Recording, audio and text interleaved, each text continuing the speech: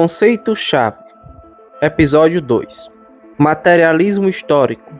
Depois de Lenin, a expressão materialismo histórico passou a designar o modo de tratamento dado por Marx às questões que haviam sido alvo da atenção dos economistas clássicos, tais como Adam Smith e David Ricardo. Estes definiram como objetivo do estudo a produção, a distribuição e o consumo das riquezas produzidas em nível nacional, e nesse estudo utilizaram categorias tais como valor, propriedade, trabalho, população, nação.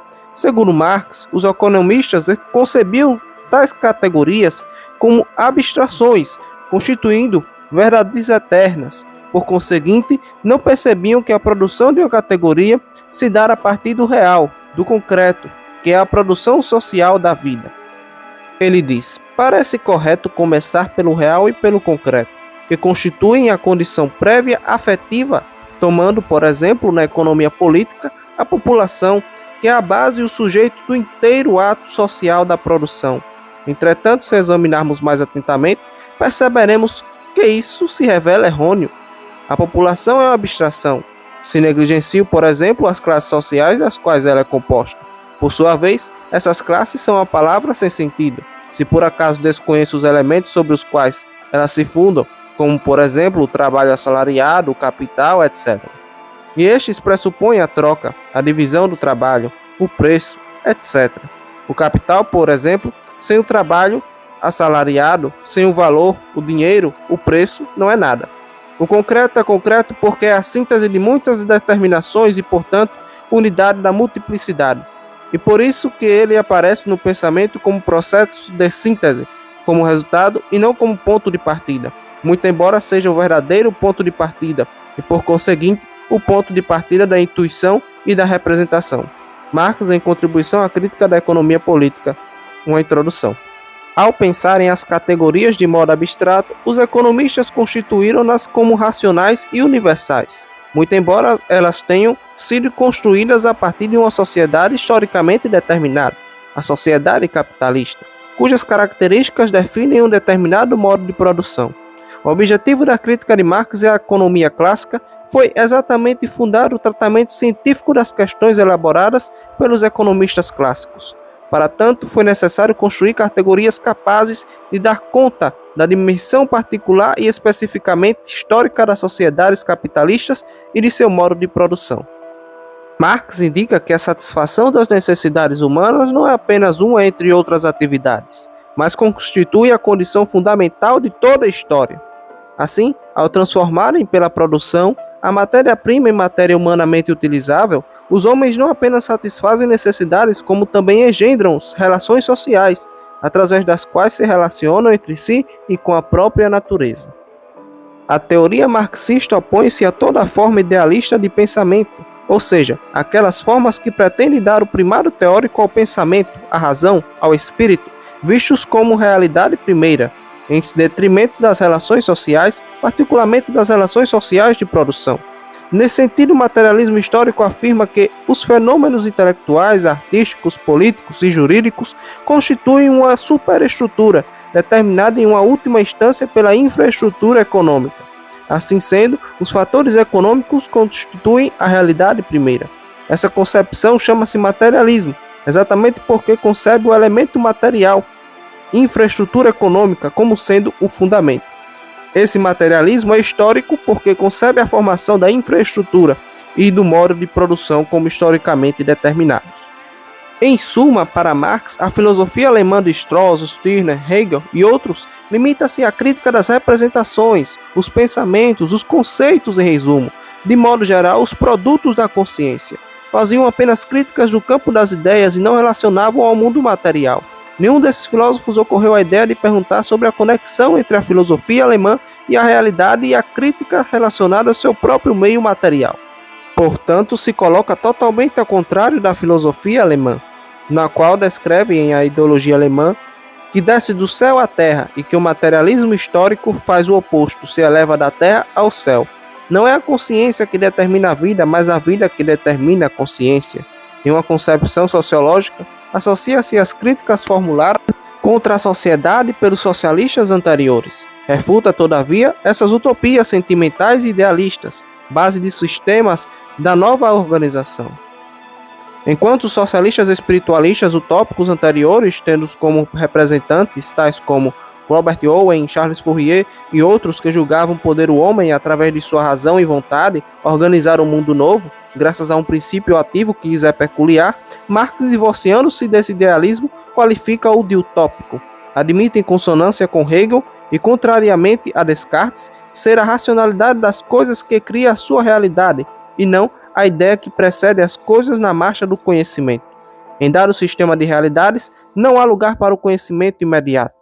É apenas através das coisas, isto é, da história, do direito, da moral, da religião e da filosofia, que o espírito adquire a consciência de si. Essa consciência em si mesma é um produto social. Os filósofos só pensavam o mundo e não o transformavam a partir da realidade concreta. Inclusive, os filósofos modernos é que inauguram a ideia de que a transformação do mundo é superior à reflexão dele. O materialismo é a base social e econômica, o ponto de partida para entender como o mundo material se organiza. Religião, política, direito, etc., existem para legitimar uma estrutura social e econômica assimétrica. Os homens se distinguem dos animais principalmente porque produzem os seus meios de subsistência e que reproduzem diretamente o seu próprio meio natural. Portanto, é uma produção que depende daquilo que já existe e que os indivíduos têm de se reproduzir. Isso já exprime um determinado modo de viver. Indivíduos determinados que são ativos na produção de determinada maneira contraem entre si vastas relações sociais e políticas determinadas. A produção de ideias, de representação da consciência, está em princípio imediatamente entrelaçada com a atividade material e com o intercâmbio material dos homens com a linguagem da vida real. Porém, cabe uma observação. Ao afirmar que o fator infraestrutural é determinante em última instância, o materialismo histórico não pretende sugerir que o econômico seja o único determinante. Além do fato de que a produção das ideias e das representações incidir sobre a atividade material do homem, é preciso também considerar na determinação da forma das lutas históricas. O materialismo histórico, entretanto, consiste na tese de acordo com a qual as transformações de ordem material determinarão todas as transformações de ordem ideológica. Essas transformações materiais dependem, por sua vez, das que se operam na técnica de produção. O moinho de vento vos dará a sociedade com o suzerano e o moinho a vapor a sociedade com o capitalismo industrial. As relações sociais estão intimamente ligadas às forças produtivas. Além disso, este materialismo histórico constitui para Marx não só um método da interpretação dos fatos passados, mas também um auxílio à dedução, um instrumento exato de previsão. As maneiras de se produzir e o regime da propriedade eram ambos no passado individuais. Hoje, a produção tornou-se coletiva, pois, por necessidade técnica, com a concentração do trabalho nas fábricas, consequência do progresso da técnica, em particular do maquinismo, o operário vende o seu trabalho aos detentores do capital, enquanto os meios de produção continuam sob o regime individualista. A evolução da infraestrutura já se consumou. Nestas condições, portanto, é inevitável e obrigatório tornar o reajustamento da superestrutura e, principalmente, do direito e do regime de propriedade. A luta de classes. Como se formam as classes? Marx responde: no que me concerne, não me cabe o mérito de haver descoberto nem a existência das classes, nem a luta entre elas. Muito antes de mim, historiadores burgueses já haviam descoberto o desenvolvimento histórico dessa luta entre as classes e economistas burgueses haviam indicado sua anatomia econômica. O que eu trouxe de novo foi demonstrar que a existência das classes está ligada somente a determinadas fases do desenvolvimento da produção, que a luta de classes conduz necessariamente à ditadura do proletariado, que essa própria ditadura nada mais é do que a transição à abolição de todas as classes e a uma sociedade sem classes. Marx em carta a Weidmeier. Os indivíduos só formam uma classe na medida em que se veem obrigados a sustentar uma luta comum contra outra classe, já que no mais eles se enfrentam uns aos outros hostilmente no plano da competência. Marx e Engels, em Ideologia Alemã, primeira parte, Feuerbach. No Estado corporifica-se diante de nós o primeiro poder ideológico sobre os homens. A sociedade cria um órgão para a defesa de seus interesses comuns, em face dos ataques de dentro e de fora. Esse órgão é o Estado e seu poder. Mas apenas criado, esse órgão se torna independente da sociedade, tanto mais quanto mais se vai se convertendo em órgão de uma determinada classe e mais diretamente impõe o domínio dessa classe. A luta de classe oprimida contra a classe dominante assume forçosamente o caráter de uma luta política, de uma luta dirigida em primeiro lugar contra o domínio político dessa classe. A consciência da relação que essa luta política tem para com sua base econômica obscurece e pode chegar a desaparecer inteiramente.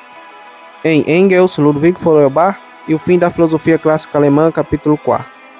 Em O Capital, única versão resumida em francês por Gabriel Deville, autorizada pelo próprio Marx, aponta a seguinte solução, página 50. Os revolucionários não hão de escolher as suas armas como tampouco o dia da revolução. Neste ponto, só terão que se preocupar com uma coisa, a eficácia das suas armas, sem se inquietarem com sua natureza. Não há dúvida de quem, a fim de assegurar as probabilidades de vitória, deverão ser aqueles superiores às dos seus adversários. Por consequência, haverão de utilizar todos os recursos que a ciência põe à disposição dos que têm alguma coisa que destruir. Em resumo, o proletariado deve recorrer à força para conquistar o poder político, cuja posse é indispensável para chegar à sua emancipação. A força burguesa, a legalidade burguesa, a sistematização da força posta continuamente ao serviço dos privilégios econômicos da burguesia, necessário opor à força operária, a qual, uma vez senhora do poder político, criará por sua vez uma nova legalidade e procederá legalmente à expropriação econômica daqueles a quem derrubou violentamente do poder. Esse modo de ação está prescrito pelos fatos. Os que empregam a força só podem ser vencidos pela força. Uma vez coletivizada a produção, o mesmo se verificará com os meios de produção e o produzido. Esta evolução, cujo sentido é indicado de maneira imperativa pelo materialismo histórico, contém em si a sua causa determinante, o antagonismo entre as classes. A história indica com efeito que a produção acarretou sempre em todas as épocas uma divisão das sociedades em dois grupos opostos, um dos detentores dos meios de produção e o outro dos fornecedores da força de trabalho. Assim, a sociedade antiga estava dividida em senhores e escravos, a feudal em senhores e servos, a capitalistas em patrões, os capitalistas e empregados, os proletários. Os primeiros se esforçam por manter intactos seus privilégios. O proletariado é, portanto, uma classe social que se define objetivamente pela ausência de posse dos meios de produção e, subjetivamente, por uma tomada de consciência de que não somente pertence a uma classe, mas também do papel histórico de que está incumbido. A evolução da sociedade prossegue em meio a violentos conflitos, sempre renovados. Foi através desses constantes lutas de classe que se operou no passado ajustamento do regime de propriedade à produção. Foi assim que o capitalismo tomou lugar do feudalismo e é, por este meio, ainda mais brutal e violento na época atual, em virtude da crescente industrialização da sociedade e da melhor organização de classe proletária, cada vez mais forte, que a propriedade passará de individual a coletiva, sendo o capitalismo substituído pelo coletivismo e prosseguindo assim a sociedade na sua inexorável evolução, a comunista. Ora, Marx não é apenas teórico, mas também um propagandista. Dirige-se diretamente à classe operária. Nela confia não para realizar a nova organização, mas para apressar o advento da evolução que se impõe. Para isso, deve ser convincente. Indica, portanto, em primeiro lugar, justificar-se a luta de classes, em virtude da exploração a que está sujeito o operário. Em segundo lugar, estar garantido o pleno êxito dessa luta de classes, uma vez que o materialismo histórico acarreta inevitavelmente a passagem do regime de propriedade individual para o de propriedade coletiva. A fim de comprovar este duplo fato, passa Marx, então, do plano sociológico para o econômico, mostrando a existência da exploração a que está sujeito o operário, e a inexorável evolução da sociedade, que é decapitalista, se transforma em sociedade coletiva. Mais-valia. A tese da exploração é apresentada por Marx sob dois aspectos complementares. Primeiro, o econômico. O trabalho constitui o valor dos produtos. O segundo, o social. O valor do produzido deve pertencer a quem fornece o trabalho, ou seja, ao operário. Ora, o empregador e o capitalista reservam para si uma parte do valor produzido. O operário não recebe, pois o produto integral do seu trabalho, ao qual tem direito.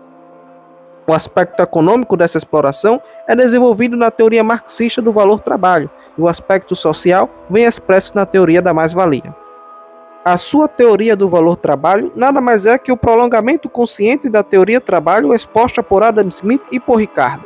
O socialismo marxista apresenta-se assim, antes como continuador do que como adversário da ciência clássica, e por este traço se distingue dos socialistas antecessores. David Ricardo chegou a dupla conclusão acerca da teoria do valor, na qual Marx adotou tais conclusões, acrescentando apenas alguns elementos de ordem secundária. São essas as duas conclusões de Ricardo: ser o trabalho a fonte de todo o valor, ser impossível adquirir o operário com o salário o produto do seu trabalho. Marx escreveu que o valor é o trabalho cristalizado. Estabeleceu de modo mais incisivo que Ricardo uma relação de causalidade, direta e absoluta, entre o trabalho e o valor.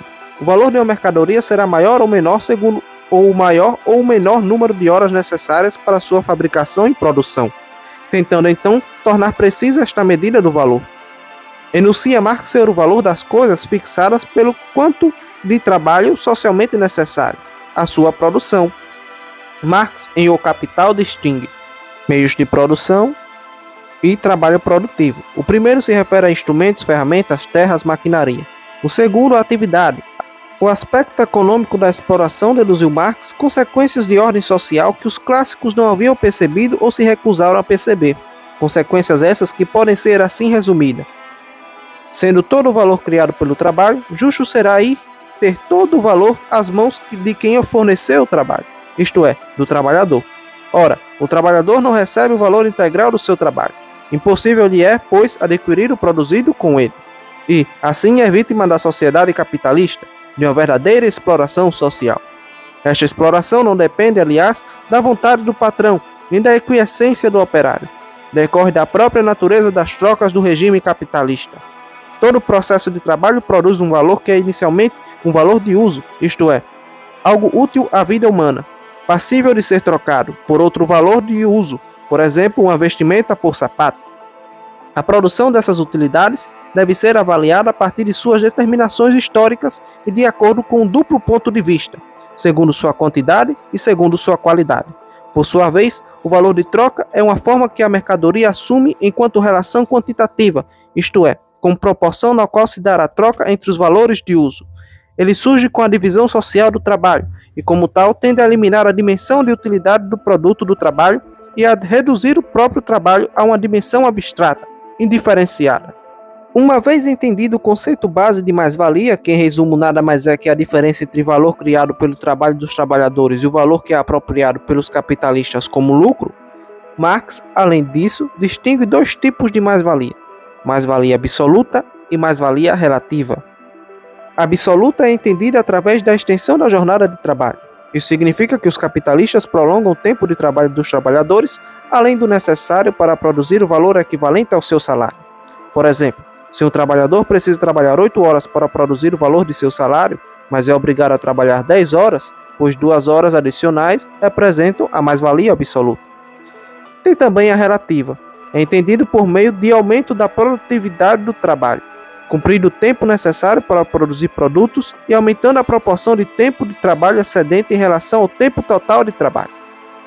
Exemplo: na modernidade, o capitalismo gera mais-valia relativa quando ocorre redução progressiva da jornada trabalhista, o que não significa dizer menos trabalho. Ocorre sim um aumento da produtividade com auxílio tecnológico. Assim, as empresas continuam com suas metas produtivas enquanto o operário ganha menos. Ele cada vez mais empobrece, mais quando produz mais riquezas, tornando-se uma mercadoria mais vil do que as mercadorias por ele criadas. No mundo do lucro, então, as mercadorias aumentam de valor enquanto há uma desvalorização dos sujeitos. Fato essa que acarreta na chamada alienação, ou seja, quando a produção de algo é alheio ao seu produtor. Ocorre também a objetificação, em que o trabalhador nega o produto criado. Aqui a negação é fortemente expressa na medida em que o objeto também se opõe ao seu criador. A tônica do filme Tempos Modernos, de 1936, de Charles Chaplin, se dá por tocar na exploração em que o operário produz o produto, seja um automóvel, eletrodoméstico ou outro, mas com o que recebe de salário não consegue comprar o que ele próprio produziu. Muito se busca por inovações tecnológicas, com o objetivo de que os trabalhadores passam a produzir mais, sem um custo salarial e sem perda de tempo.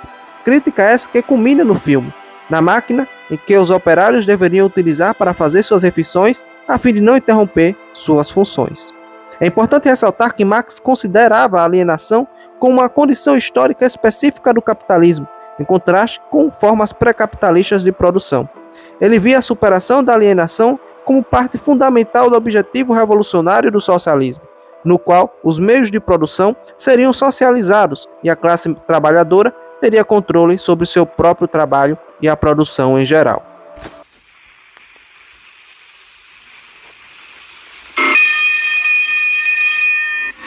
Aumente a velocidade da produção.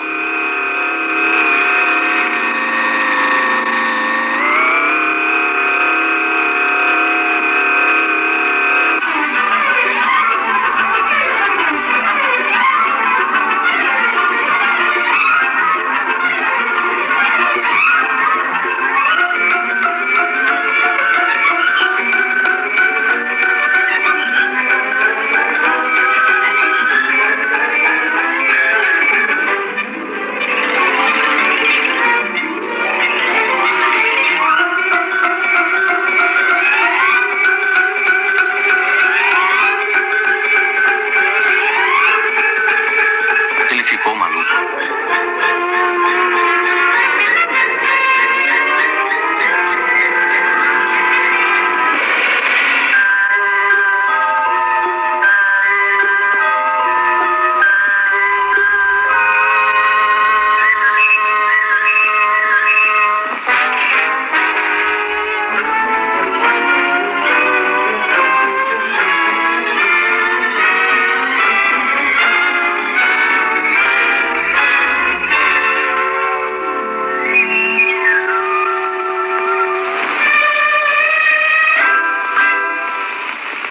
Em O Marxismo de Marx, do historiador e sociólogo inglês Raymond Aron, a partir da página 47, diz o seguinte, onde apresenta sucintamente todas as ideias essenciais da interpretação econômica da história de Marx.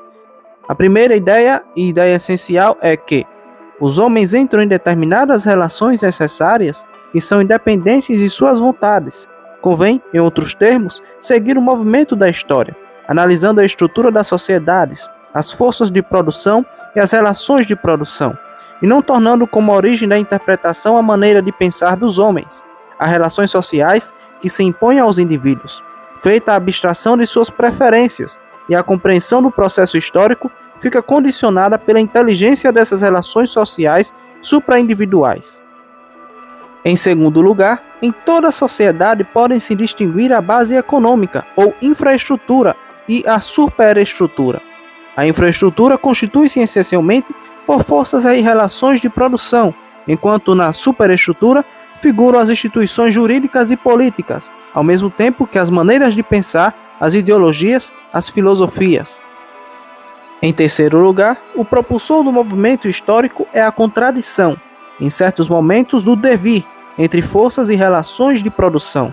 As forças de produção são, ao que parece, basicamente a capacidade de determinada sociedade de produzir, capacidade que está em função dos conhecimentos científicos, do aparelho técnico, da organização, inclusive do trabalho coletivo.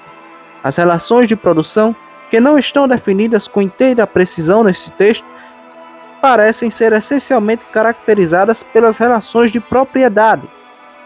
Há de fato a fórmula: as relações de produção existentes ou com as relações de propriedade no seio das quais se tinham movido até então e que são apenas sua expressão jurídica.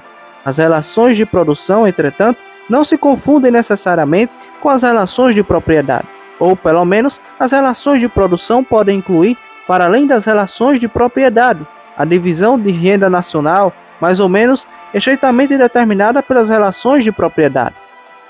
Dito em outros termos, a dialética da história se constitui pelo movimento das forças produtivas, entrando estas em contradição em certas épocas revolucionárias, com as relações de produção, isto é, ao mesmo tempo, as relações de propriedade e a distribuição de renda entre os indivíduos ou grupos da coletividade. Em quarto lugar, nesta contradição entre forças e relações de produção, é fácil introduzir a luta de classes, apesar de esse texto não fazer alusão. Basta considerar que, nos períodos revolucionários, isto é, os períodos da contradição entre forças e relações de produção, uma classe apega-se às relações de produções antigas, que se tornam um entrave para o desenvolvimento das forças produtivas, e pelo contrário, uma outra classe progressista representa novas relações de produção que, em vez de serem um obstáculo na via do desenvolvimento das forças produtivas, favorecem ao máximo o crescimento dessas forças. Passemos dessas fórmulas abstratas para a interpretação do capitalismo. Na sociedade capitalista, a burguesia está ligada à propriedade privada dos instrumentos de produção, e com isso, há uma certa divisão de renda nacional. Por outro lado, o proletariado, que constitui outro polo da sociedade e representa uma outra organização da coletividade, se torna, em certo momento da história, o representante de uma nova organização da sociedade, organização que será mais progressiva que a organização capitalista. Essa nova organização vai marcar uma fase ulterior do processo histórico, um desenvolvimento mais avançado das forças produtivas.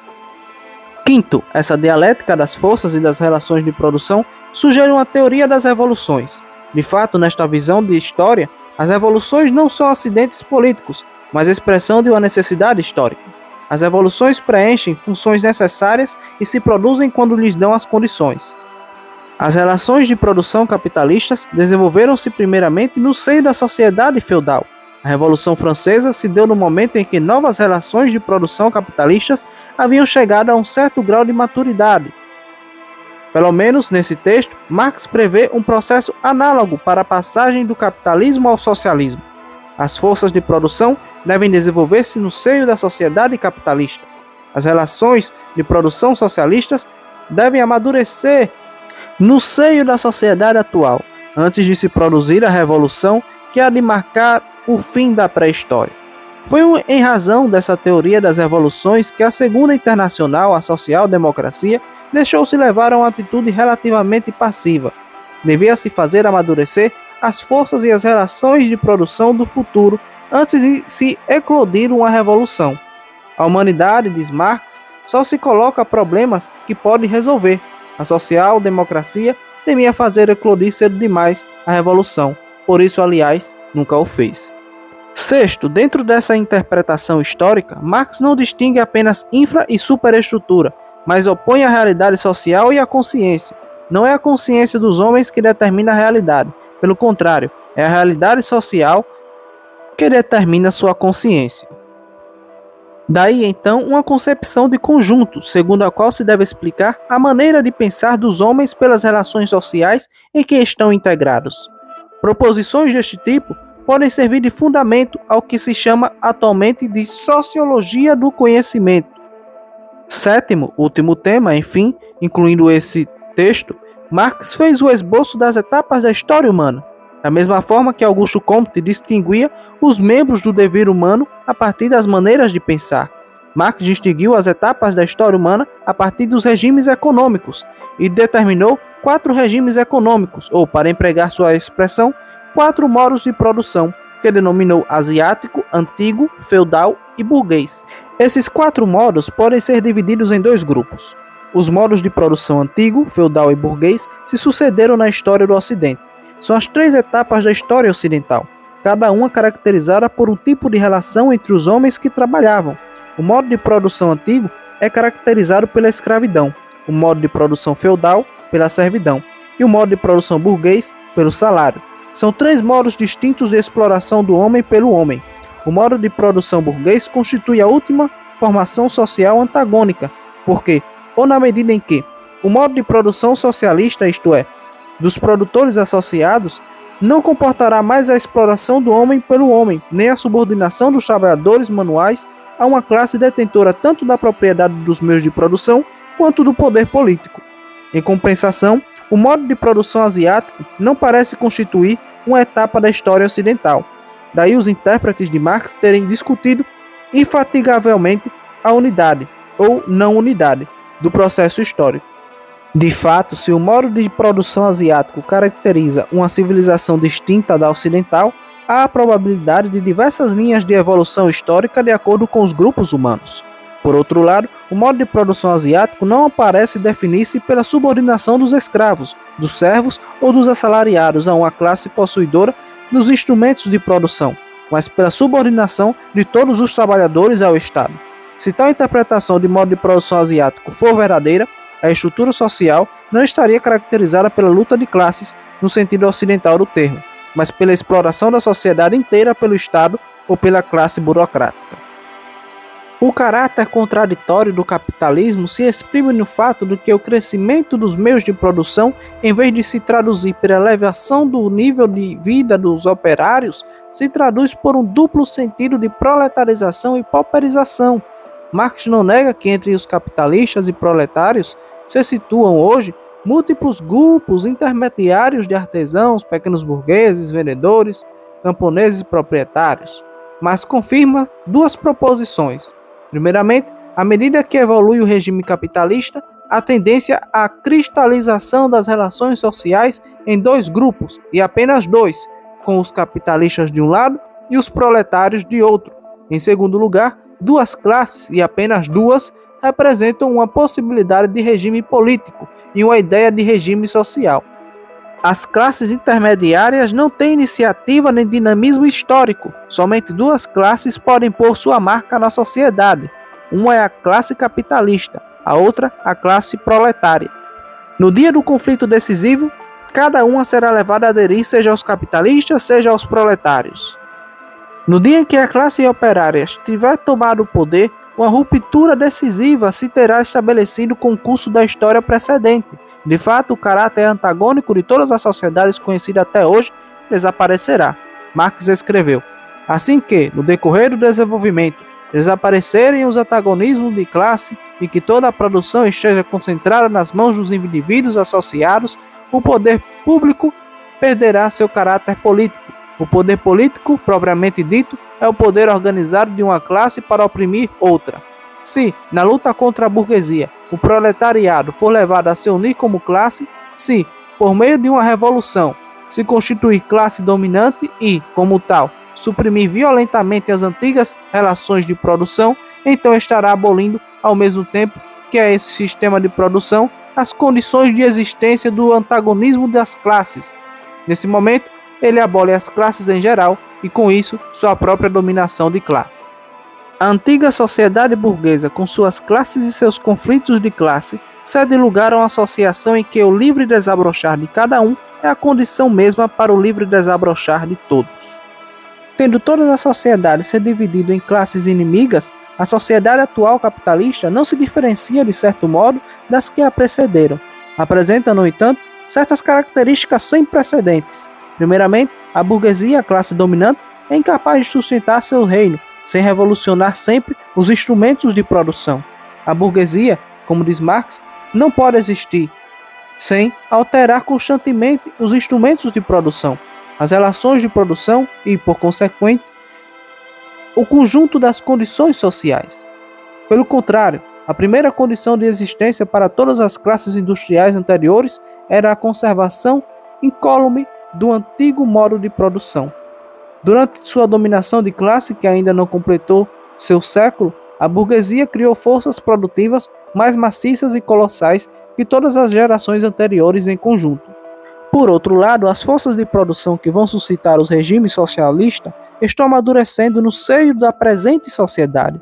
Duas formas da contradição característica da sociedade capitalista, que se encontram nas obras científicas de Marx, estão presentes no Manifesto Comunista. A primeira é a contradição entre as forças e as relações de produção. A burguesia cria sem parar meios de produção mais poderosos, mas as relações de produção, isto é, ao mesmo tempo as relações de propriedade e a repartição das rendas, ao que parece, não se transformam no mesmo ritmo.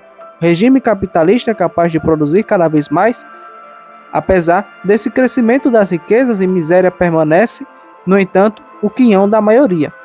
Uma segunda forma de contradição, então, aparece aquela existente entre a progressão das riquezas e a crescente miséria da maioria.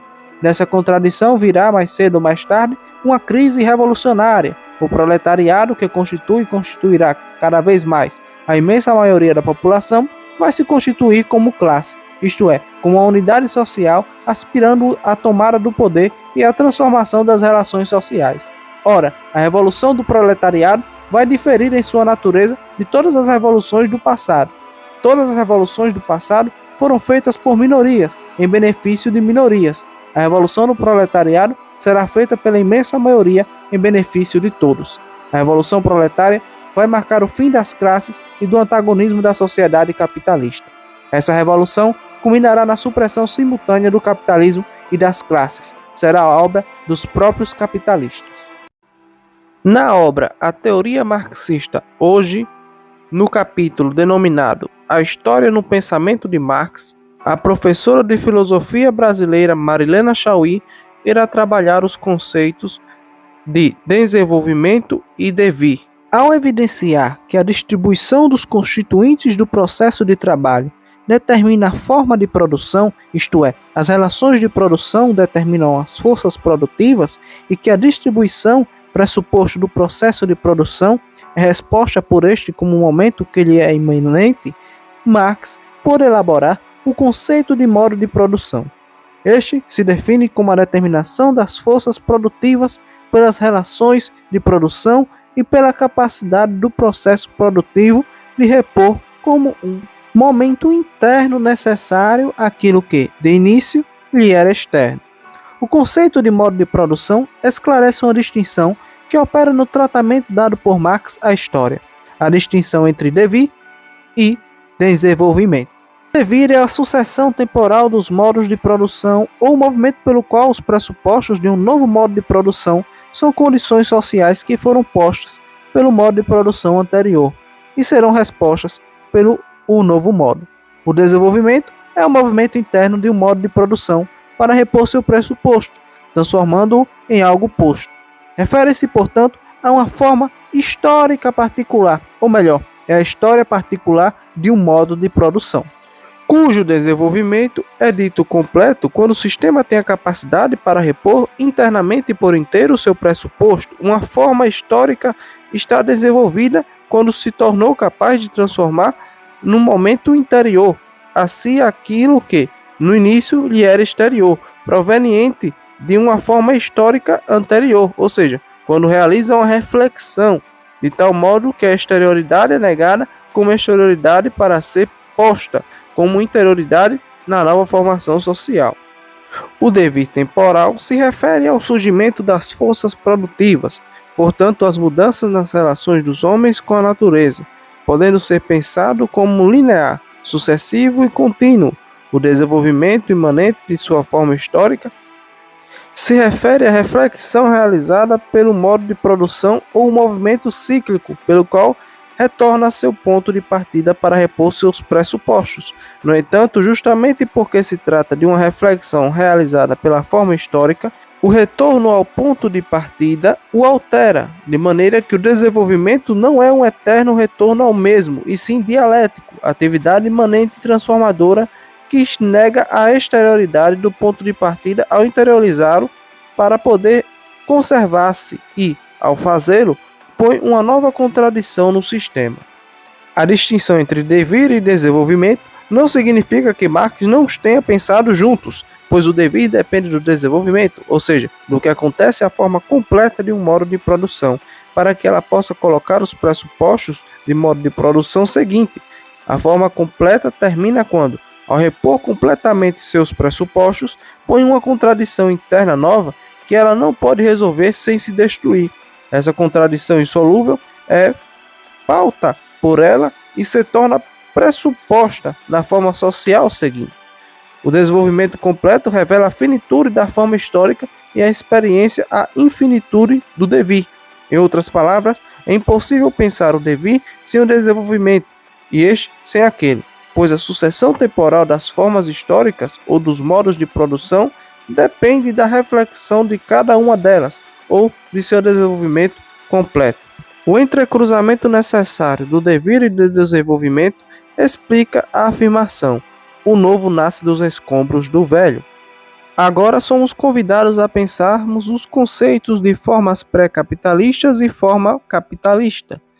Em Trabalho e Reflexão, José Arthur Gianotti acompanha a exposição sobre as formas históricas pré-capitalistas e a forma capitalista, apresentando de Marx nos Grundrisse, enfatizando que sua principal lição está em mostrar que não podemos encontrar uma matriz única para o social. Na medida em que a produção pressupõe a distribuição dos componentes do processo de trabalho, verifica-se que o modo de produção tem duas faces: a face ativa do processo, isto é, a divisão social do trabalho, e a face passiva do processo, isto é, a forma de propriedade, determinada pelo modo da apropriação de um dos componentes do processo de trabalho. Nos Grundrisse, Marx denomina a situação histórica 1 aquela em que a propriedade é a do objeto de trabalho, da matéria de trabalho. Essa situação histórica ocorre nas formações sociais mais antigas, nos quais a propriedade é a propriedade da terra, ainda que em cada formação social varie a maneira como essa propriedade se realiza, na qual há diferença entre a formação asiática, a greco-romana e a germânica. Na situação histórica 2, a propriedade é a do instrumento de trabalho, como é o caso, por exemplo, das corporações medievais, pois embora os artesãos não tenham a propriedade da terra, que pertence aos senhores feudais, entretanto, do interior do processo de trabalho, são proprietários dos instrumentos de trabalho. Na situação histórica 3, a propriedade é o trabalho, ou seja, o trabalhador é escravo. Essas formas de propriedade não são excludentes, mas podem combinar-se de várias maneiras, sendo por isso mesmo mais importante determinar qual é a propriedade que, embora coexistindo com as outras, predomina e define a formação social, decidindo todo o restante do processo de trabalho e determinando as relações sociais. A situação 1, 2 e 3 determina o que Marx chama de formas pré-capitalistas da economia. Como observa Gianotti, ao apresentá-las como situações históricas possíveis, Marx evidencia a impossibilidade objetiva de subordinar o social a uma única matriz, pois esta matriz variará dependendo da forma de propriedade dos componentes do processo de trabalho. Por esse motivo, Gianotti considera que a apresentação das formas históricas possíveis não é a apresentação do dever dos métodos de produzir, não é a sucessão temporal dessas formas. O emprego do termo histórica para referir-se a cada uma das situações tem um significado amplo de oposição ao que é natural, pois cada situação está referida aos componentes do processo de trabalho. E, por conseguinte, a diferença entre o propriamente humano e a natureza. Gianotti diz: é bem verdade que Marx poderia ter substituído pré-capitalista por não capitalista, e se não o fez, não podemos eximi-lo da responsabilidade teórica de não haver explicado o emprego dessa expressão ambígua. Qual a diferença entre pré-capitalista e capitalista e como Marx formula a passagem de uma formação pré-capitalista a uma capitalista? Todo modo de produção, do ponto de vista de sua emergência, significa sempre a passagem do natural para o histórico. Portanto, a separação entre natureza e história, ou a negação da natureza pós-processo de trabalho. No entanto, Marx observa que nas formas que denomina de pré-capitalistas, a natureza é o pressuposto, a ligação do corpo dos homens com a terra como seu corpo inorgânico. Enquanto, no caso do capitalismo, o pressuposto é inteiramente histórico, o trabalho livre e a separação entre o trabalhador e os meios de produção. Além disso, e sobretudo, é característica própria das formações pré-capitalistas que nelas o movimento de desenvolvimento ou da reposição dos pressupostos nunca possa ser completo, sobrando sempre um resto que o sistema não repõe e que permanece como pressupostos. Há um resíduo da natureza que as formas pré-capitalistas nunca conseguem negar inteiramente e transformar em história. Ao contrário, a forma capitalista ou modo de produção capitalista é único porque de ponta a ponta não sobra nada que seja natural. Então, por que nele a ideologia tem uma força imensa? Pois sua função é introduzir o natural na história, naturalizar o que é histórico. Com efetivo, se nada é histórico, então tudo depende da ação humana e das circunstâncias, de maneira que a contingência desse modo de produção é um dado inarredável, surgindo assim a possibilidade de destruí-la pela ação humana. Para impedir essa possibilidade, é preciso assegurar, na representação dos sujeitos sociais, que esse modo de produção é necessário, racional, imutável e universal, ou seja, natural. 4 dissoluções são necessárias para que o modo de produção capitalista possa emergir do devir temporal. Primeiro, dissolução do relacionamento com a terra enquanto corpo inorgânico do trabalho, ou seja, dissolução da relação do sujeito com as condições naturais da produção. Segundo, dissolução daquelas relações sociais e econômicas em que o trabalhador é proprietário dos instrumentos de trabalho. Terceiro, dissolução do fundo de consumo com que a comunidade garantia a sobrevivência do trabalhador durante o processo de trabalho. Quarto, dissolução das relações econômicas em que o trabalhador, como escravo ou servo, pertence às condições da produção. Ora, cada uma dessas dissoluções indica a dissolução de uma das formas pré-capitalistas, de sorte que o aparecimento temporal do modo de produção capitalista é a dissolução de todas as formas pré-capitalistas. No entanto, é significativo acompanhar que a diferença entre o modo de produção pré-capitalista e o capitalista se assemelham à crítica da filosofia do direito de Hegel e à ideologia alemã, não se dar apenas como uma presença no primeiro e ausência no segundo, de um resíduo de natureza na história, como sugerem alguns textos de Grundrisse. Nessas obras, Marx afirma que o modo de produção da vida material está sempre cedido pela contradição entre as forças produtivas e as relações sociais de produção ou as formas da propriedade, que determinam as operações de produção, a distribuição, a troca e o consumo. As forças produtivas configuram o conteúdo dos relacionamentos dos homens com a natureza consigo mesmos, isto é, configura o conteúdo dessa relação, ou seja, o trabalho, em contrapartida às relações sociais de produção, configuram as formas do processo produtivo, ou seja, a propriedade. Em suma, o conteúdo do modo de produção é determinado pelo trabalho e a forma do modo de produção é determinada pela propriedade. Terminando o comunismo primitivo, o equilíbrio entre as forças produtivas e as relações sociais de produção cede lugar à contradição, porque começa a haver luta pela apropriação do excedente. Nessa luta, as forças produtivas se desenvolvem ao máximo e fazem explodir as relações sociais de produção. Portanto, nessas duas obras, o desenvolvimento da contradição é o desenvolvimento das lutas de classes, e esse desenvolvimento explica o devir temporal dos modos de produção. Sob esta perspectiva, podemos dizer que o modo de produção capitalista, como qualquer outro modo de produção, surge historicamente, quando se completam a contradição e a luta de classes de modo de produção anterior. É essa análise histórica do devir, feita nessas duas obras, que leva Marx a abrir o manifesto do Partido Comunista com a afirmação de que a história das sociedades que existiram até nossos dias tem sido a história da luta de classes. Em outras palavras, na perspectiva crítica da filosofia do direito de Hegel, da ideologia alemã e do manifesto, o fio que tece a história é o desenvolvimento das forças produtivas, desenvolvimento que é contraditório com as relações sociais de produção e, por isso, o fio é rompido pela luta de classes. Esse fio produz um movimento imanente ou desenvolvimento de uma forma singular, um modo de produção determinado, e a ruptura desse fio pela luta de classes engendra o devir histórico dos modos de produção. A diferença entre essas obras e os Grundrisse, em relação à descrição do processo histórico, indica que a concepção da história em Marx está longe de ser cristalina, transparente e unívoca, suscitando controvérsias e críticas. Te convido a se inscrever, a compartilhar, deixar seu gostei e, claro, de acompanhar esta série chamada Marxismo, que se pretende ter 5 ou 6 episódios. No mais, obrigado.